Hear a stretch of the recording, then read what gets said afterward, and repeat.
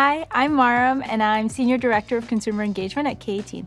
My hair type is naturally curly, so the bottom of my hair is a bit more curly and the top has more waves. On a scale of 1 to 5, I would say my level of damage is at a 4. I color it, I heat style it, I put it up. I love the beach, so there's a lot of sun damage there. And then I love styling my hair. I love brushing it, putting it up into really tight ponies, so that's been a big one for me. I have had the K18 molecular repair service. When we first started transitioning my hair, it was a very dark brown, box dyed. My stylist Amber was able to take me to this beautiful copper using the K18 service while maintaining my hair's health.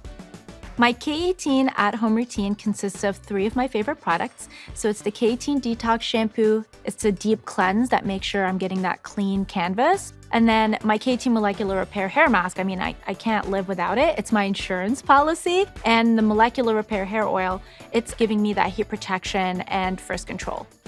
Now that I've been using K18, I feel really confident going into a salon and asking a stylist for what I want.